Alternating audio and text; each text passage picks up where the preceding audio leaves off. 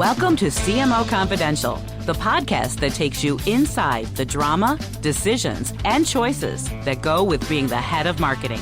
Hosted by five-time CMO Mike Linton. Welcome, marketers, advertisers, and those who love them to Chief Marketing Officer Confidential. CMO Confidential is a program that takes you inside the drama, the decisions and the politics that go with being the head of marketing at any company in what is one of the most scrutinized jobs in the executive suite. I'm Mike Linton, the former Chief Marketing Officer of Best Buy, eBay, Farmers Insurance, and Ancestry.com, here today with my guest, Jeff Severts. Today's topic: what's wrong with interviewing, hiring, and compensation, and what to do about it. Now, Jeff was the Chief Marketing Officer of Ulta, Best Buy Europe, and FTD, as well as the General Manager of Geek Squad. He is a co-founder of Risk at the University of Chicago with his partner, Steve Levitt of Freakonomics fame, and is also the author of the Deadly Memos books. Full disclosure, Jeff and I have worked together at Best Buy and have stayed in touch, and he has been on the show several times. So welcome back, Jeff. Thank you, Mike. It's great to be here. Now, Jeff, you've written these pamphlets under the Deadly Memos title, and all of them attack what you might say, and this is, if I'm being kind, corporate inefficiency. If I am not being kind or nice, they would be attacking corporate stupidity. And the underlying theme of these are that corporations have processes that are outdated and work against them, and they don't really address these processes. They just keep doubling down on them. Tell us your underlying issue here writ large. What is it about corporations that bugs you enough to write all these pamphlets? Well, Mike, I've been inside a lot of big companies like you, and now I work for a big nonprofit in the form of the University of Chicago, which is a lot more like a company than I ever expected it to be. And it's always just struck me as strange that it's so hard to do the right thing. It's so hard to do what you know would be best for the company, for the team you're working on, for the project you're working on. And there's always something standing in the way that makes that a lot harder than it needs to be. And I started to ask myself, why is this the case? Because these are large companies full of really smart people, all trying to do the right thing. I don't believe that there's, I'm not one of these guys who thinks that a lot of people are working against the best outcome for the company. I think we're all trying to do our best, but somehow big companies just don't work that well. And so it's something I put a lot of thought into. I wrote a few pieces about it on LinkedIn. I had people tell me, you should maybe try to put this into a book. And so I started scratching a few things out. And then I was talking to Levitt, who said to me, that's the craziest thing I've ever heard. Nobody reads books anymore. Don't write a book. This is from a guy who sold millions of books, but right. Yeah. The guy that wrote Freakonomics hates books. Yeah. The next Freakonomics book is going to be about why books don't last. So yeah, okay. Exactly. But he's right? I mean, so few people take the time to read books anymore. And business books are especially poisonous or difficult, rather, just because there are 300 or 400 pages full of stories that could all be put into something much more compact. So I came up with this idea of a pamphlet, which is essentially a small book. Today we think of a pamphlet as like that thing on gingivitis you get when you're at the dentist, a little, bifold. That's not exactly what I think, but okay. In the olden days, like Thomas Paine's Common Sense was a pamphlet. A pamphlet used to be a small book. And so I wanted to revive this idea of I'm going to write something, a series of things that you can read in less than an hour, and they'll give you some ideas for how you could stop sleepwalking inside of a large company. It's almost like a Don Quixote-like effort to change corporations with pamphlets like Thomas Paine. So why even write them at all? I mean, how do you even know this is going to make a difference? And we're going to drill down into these, what you think is one of the most egregious areas of pain in corporations, the entire personnel structure. So what do you hope to accomplish here? Well, I'm not doing it for financial reward, that's for sure, Mike. I mean, I think I could make more money selling mega hats in Harvard Yard than I will ever make writing these pamphlets. I mean, it's not something you do because it's a road to riches.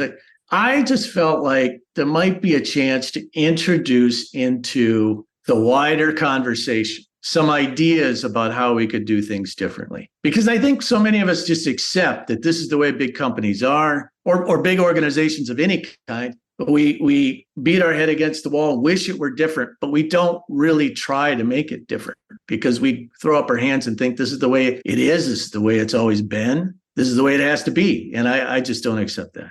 If I could get some people to read it and try some things, that would be enough for me. So let's go into one of your favorite things to dislike. The performance review, compensation, and team building you would maintain are completely victims of history and their own worst enemies. Tell us why, and then we're going to break this down, starting with the recruiting process and go forward. Okay. You want to talk about recruiting or you want to talk about... No, I want you to talk about the whole HR thing here. If I read your pamphlets, which I have, and I have autographed pamphlets. So the whole HR system is broken. Well, let's start with performance management, right? Which comes here. So how do we get the right signals to our people? How do we tell people who are doing really well that they're doing really well? And how do we tell people who are struggling that it's not working out? We usually use the performance review, right? I mean, every organization has one of these. They all look generally the same. They're all a 1 or 2 page form with these objective metrics that HR encourages us to use. And as we're going through them, I think we all know, whether we're on one side of the table or the other, that it's not really doing what it's supposed to do.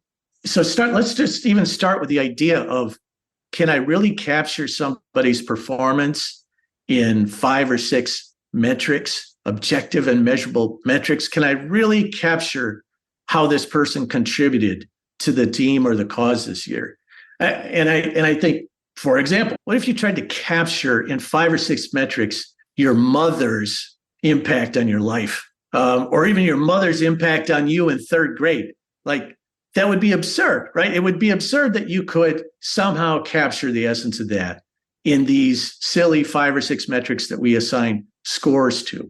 So that premise right away is silly. Second, these things never account for luck. They never account for good luck or bad luck. You write these metrics, you sit down at the end of the year, you look at them. Never in the conversation does anyone admit that if you had a good year, there was some amount of luck that played into that, either in things totally outside of your control or things that are barely in your control. I think about how luck comes into reviews, having done a bunch and also done a bunch on boards, is good luck is always discounted by the receiver and bad luck is always heightened by the receiver. Completely right. Yep, completely right. And this goes all the way up to CEOs and their boards. The CEO, when they come on, they always in the first 3 to 6 months are piling on all the examples of how horribly broken the company is to set themselves up for a great comparison, 6 months down the line with the board. It's a natural human thing to do for sure. But that is a big part of what I object to in these things as well. And then there's the fact that these metrics, which are always put on some kind of pedestal by the process and by the HR group, like, oh, you don't understand, these are objective and they're measurable, so they must be right. They can always be very easily manipulated, so you end up rewarding the people who are manipulators of the metrics rather than the people who are really doing great things. So we'll move on from the performance reviews because we're going to have to get to what's a better answer. But one of the things is the massive argument about setting the metrics in the beginning of the year or the beginning of the period is what really happens. Totally. Everyone's having this argument of this profit, and then you have the manipulation. So let's agree, sometimes metrics are really hard, though they might be, some people would argue, the best available. You can go wherever you want in this because I know you also have feelings on compensation, team building, and recruiting. Tell us where you want to go next in this discussion and how we do it. I'll just give you a couple ideas for how I think things should change on the performance management side. And then let's talk about recruiting, which I think is very important and something that almost everyone cares about. So I think, I've got a number of things I suggest that we try in the pamphlets. I won't go through them all, but there's at least 2 things I suggest that drive people crazy. One is I think performance reviews should be optional, in that if an employee doesn't want to do a performance review, they shouldn't have to do one.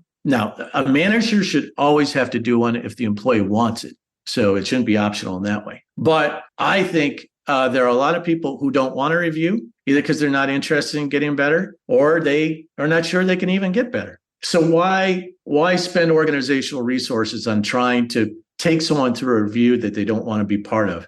A review is a chance for a person to really reflect on where they are and have a quality conversation with a manager about how they could be better. And there are a lot of people who aren't ready to do that. So if they're not ready to do it, why go through these motions? You don't have to have a review to assess how well somebody's doing in an organization. You can do that offline. The second thing I always say is decouple reviews from compensation. Like pull those things apart, because what has to happen in a review is we have to have an honest conversation. And if compensation's involved, it's not going to be honest, right? If I'm sitting down with you and I'm like, oh boy, I got to tell Mike that he's really struggling on a couple of these fronts. And if he doesn't get his house in order, it's gonna be a problem.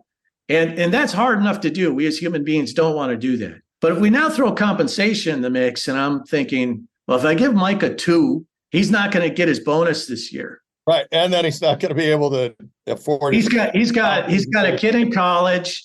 He just told me he bought a boat, and I'm going to somehow deny him his bonus. Like those things mean that we almost never have truly honest conversations in performance reviews. Those are 2 of my ideas, and I've got several more in my pamphlets about how we should change. But let's go to the organization needs the performance review from an organization perspective is serving not just people development, but also it is taking what is almost always, and I agree with you on comp, a ridiculous thing where I'll say, Jeff, you're a 3, so you get a 3% comp. If you were a 2, you'd get a 1% comp, which in many cases is this big.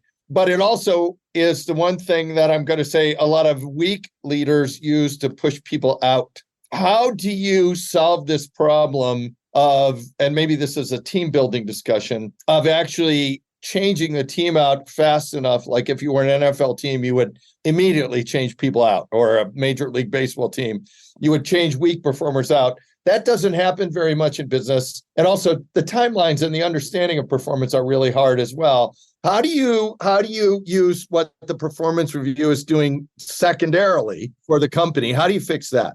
Well, listen, I think that's as easy as sitting down as a leadership team and talking about all the people on the team that we're reviewing the performance of and essentially ranking them, force ranking them. That's what we would do. And performance reviews get in the way of that because they have this veneer of objective data around them. Oh, well, Mike was a 3.8. Whereas Jeff was only a 3.4. So clearly Mike is better than Jeff. By a lot. I mean, we know that for sure already, but yeah, we got it.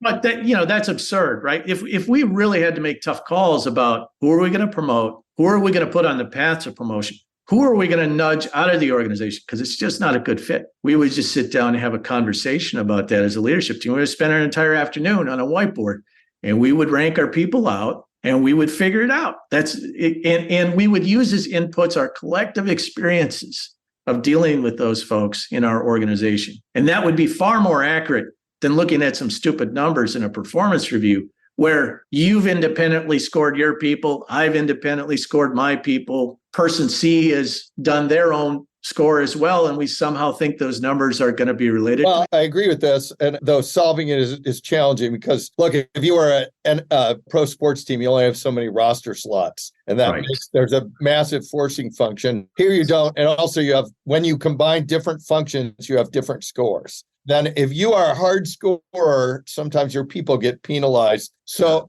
I think there's a lot broken here, but fixing it is a bear because you have to fix it all at once. Yeah. If you're a big company, you have to fix it all at once. And that is super hard because good scores, if everyone gets an A or a B in my team, or they're 3 or above, I'm not giving anybody a below number. And I get that through, I don't eat any penalty. That's right. And so there's massive incentives here to actually pad the system. The other thing that happens is if I'm cutting people like a pro team, and I have kept my headcount flat, when the peanut butter headcount cut comes, I get penalized for being a hard grader.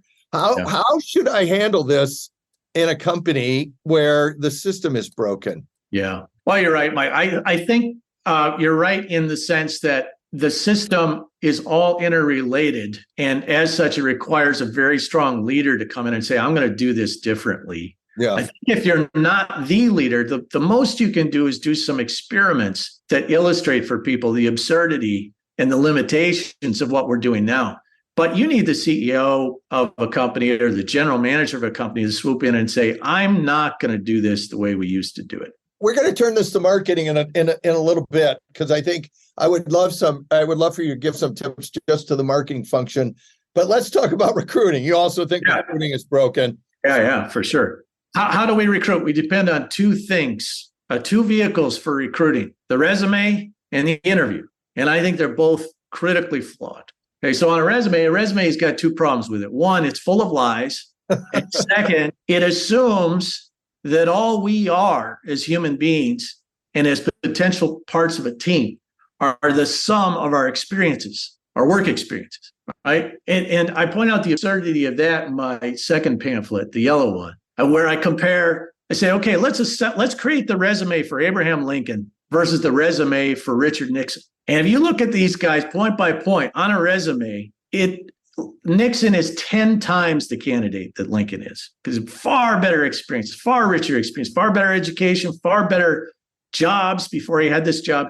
And we would look at that and we would say, I'm not even going to interview Abraham Lincoln. Yet Abraham Lincoln was the best president we've ever had, and Richard Nixon was one of the worst. And why is that? It's because being a great president is a lot more than what is on your resume. It's about your integrity. It's your ability to cross the aisle. It's about your ability to put the country before you. But the interview is supposed to suss this out, right? Let's say I get in here and they're interviewing me and also, I'm interviewing them along with our producer, Jeff Colleton. Like, why doesn't the interview process work? Well, first of all, because we're really bad at detecting lies. We're really bad at it. We all think we're good at it, but we're really bad at it. There's a lot of psychological research that shows that that's the case. We are no better than a coin flip at determining if somebody says something true or not, and we smell it out. So that's problem number one. Problem number two, we tend to like people like ourselves. So what really happens in an interview is you're interviewing me and you say, gosh, Jeff, I didn't know you were on the swim team. I was on the swim team too. And then you spend the next half hour talking about swimming. And then when the interview is over, you say, oh, I really like that Jeff guy. He was really sharp. But what you're really saying subconsciously is you felt a connection to that person.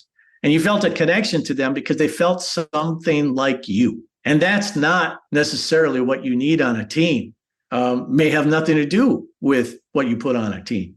Finally, what kinds of people do well in interviews? Relaxed people, right? People who are relaxed, people who are comfortable. What kinds of people are comfortable? I think there's two kinds of people. One, the kinds of people who are probably overly confident, maybe even arrogant. Or two, people who don't want the job that badly. Those are the kinds of people who really knock the ball out of the park in an interview. People who really want this job are nervous and tight, and people who have any amount of humility, any amount of self-reflection. How did we get all these jobs we got, Jeff? I'll let you put those, connect those dots, Mike. But really, I think interviews without a lot of careful engineering end up being a very problematic way of finding the best people. What should we do to fix that? And let's flip this. We're going to turn this over to the marketers now, and CMOs and agencies. Give me an example of how I might interview and recruit better in the marketing space. All right. So to me, this all starts with something that HR teams seem to spend almost no time doing, which is figuring out what kinds of people flourish in our company doing our jobs. What characterizes those people? Let's look at the people we have. Let's figure out who's really excelling here. And then let's determine what characteristics do those people share. Now, sometimes it's going to vary by function, right? In marketing, the kinds of people who thrive as creatives are going to be very different than the kinds of people who are account managers or the kinds of people who are strategic planners. So there's going to be different flavors of vanilla here. I'm going to have my French vanilla, who's the creatives, and I'm going to have my homemade vanilla that's going to be my account managers. But there's also going to be a common DNA across the kinds of people who really do well in this organization. And we could spend a lot of time that we don't spend today thinking about what those characteristics are, documenting them, and building a recruiting process that's designed to find those characteristics in people. Not the fact that they worked for Campbell Mithun. I don't care if they work for Campbell Mithun. Like, how do they have integrity? Are they creative? Are they curious? Are they resilient? These are the kinds of things that really matter in the job. Those are the kinds of things you need to take the time to define and then build a process to suss out. Now, in that process, to me, almost always involves having people do something for you, do a task that somehow mimics what they would be doing on the job. So if I'm hiring a creative, I'm going to have them do a creative task for me. If I'm hiring an account manager, I'm going to have them do a task that has them assuaging the client's concerns. A try before you buy and some case studies. We had a pretty good team at Best Buy, and I think 8 of those people went on to be CMOs. We didn't really do this, but it seems like we ended up figuring it out, maybe. What happened there? Like what would you advise people to do in the space? If you can't get this all done, what should you do right now to adopt this? I'm going to get better at recruiting. If your HR department can't do all of this, what should you do as CMO or the director of, performance marketing? What should you do? Well, I back to this, what I just said, I would sit down as a leadership team and I would say, let's spend an afternoon defining what characterizes our very best people. And then let's think about what kinds of exercises we could have potential candidates do that would reveal to us how good they were at those things, or how much integrity they had, how much curiosity they had.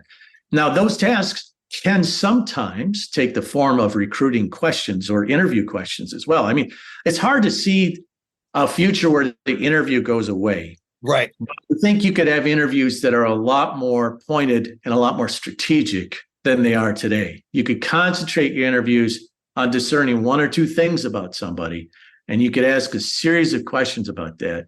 You could have more than one interviewer in the room so that you aren't being swayed by, oh yeah, Mike, he was on the swim team, that's why I like him.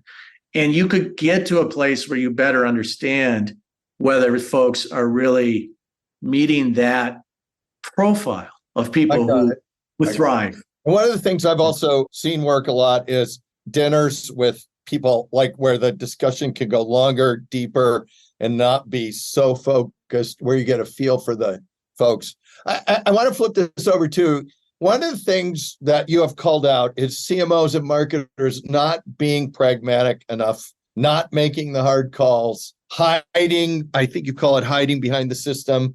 What should they do to change that?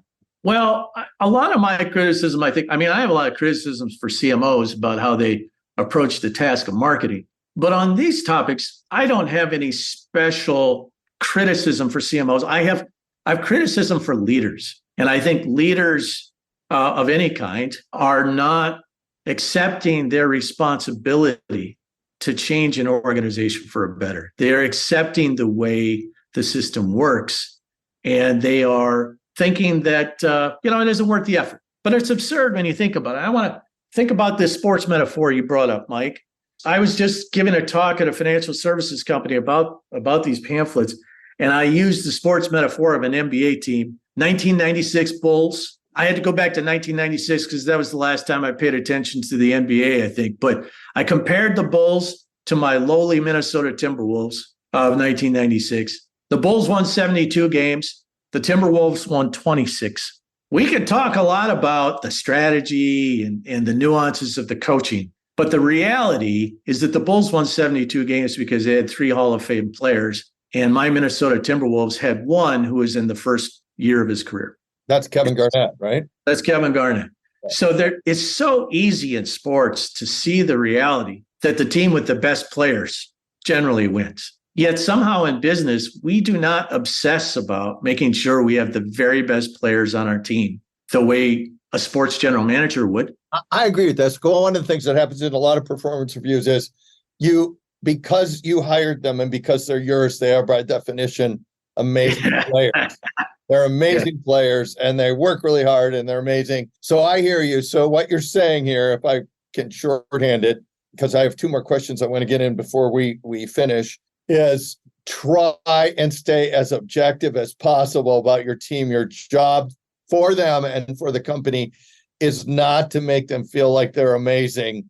Mm-hmm. It's to really understand how good they really are in the grand scheme of the marketplace. Mm-hmm. Yeah. And that is very hard to do, particularly as you get emotionally close to your team. So two last questions. Do you have a funny story or experience that drove a specific pamphlet that you can share on the air? Yeah. I mean, I don't know if it's as funny as I'd like it to be, but I was on the compensation committee when I was at Best Buy. It wasn't the board compensation committee. It was the executive compensation committee. I think you might have actually nominated me to be on it, Mike. And that allowed me to see the data around performance reviews for 100,000 employees at the time. Now, this is a long time ago, so I'm not revealing anything out of school here because I'm sure things have changed tremendously since then. But we had a 5-point system. I don't know if you remember that, Mike. We had 1 to 5. I do remember it. Yes. And I looked at the data, and out of 100,000 people in the organization, not a single person had a 5 overall, and not a single person had a 1. So right away, I'm like, well, wait a second. Why do we even have a 5-point system if we're not even using 2 of the 5 points? Because in all comp, you hack off the top and the bottom and then the middle because no one is that extreme. I'm going to a 7-point system, and then I'm going to cut out the 1 and the 7, and then I really have a 5-point scale. So that told me right away, okay, there's something wrong with the way we view this, because why wouldn't we have some 5s, right? We don't have some 5s because everybody looks at the thing and goes, well, anybody can be better, right? Everybody can improve. So I don't want to give Mike a 5 because then he'll stop trying to improve. I point the absurdity of this out in my red pamphlet, where I start the whole pamphlet with a performance review for Prince. At the end of the year, in the greatest year of his career, he's got Purple Rain coming out, the movie and the album. He sold 10 million albums. He's had 3 number 1 hits. And he gets like a 3 on his performance review. And as you read the review, you're just thinking, yeah, I've heard every one of these cliches in every one of my reviews.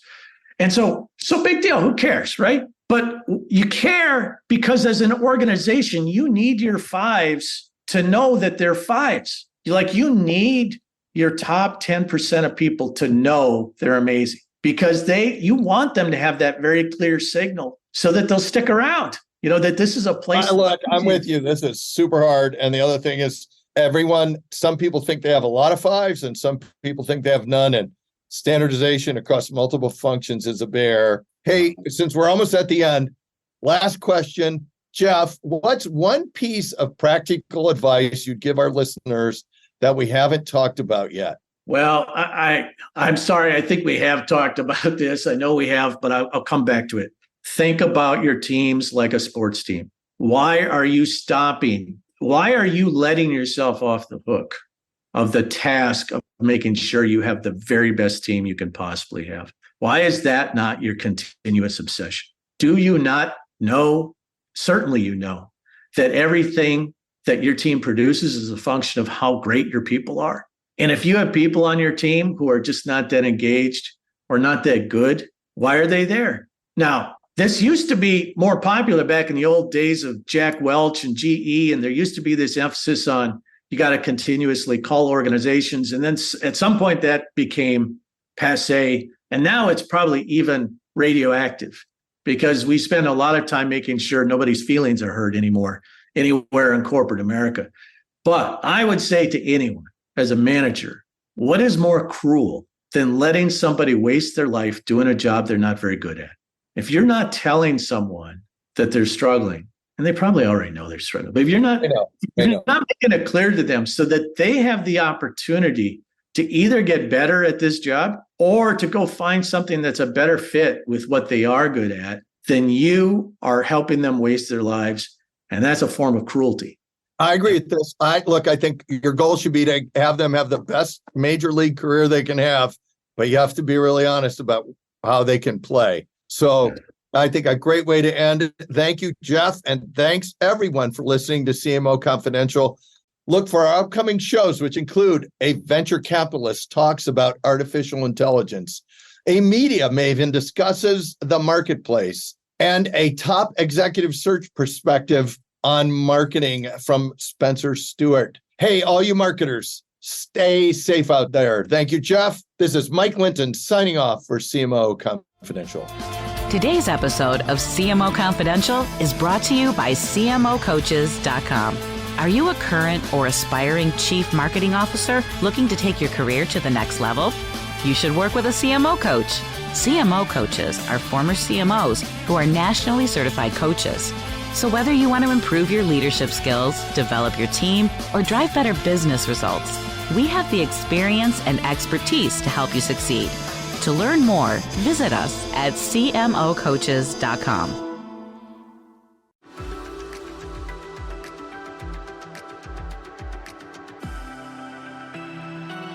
Are you tired of the same old productivity hacks? Have you read the top 20 books on effectiveness, and yet your workdays and email inbox still causing anxiety, burnout, and even depression?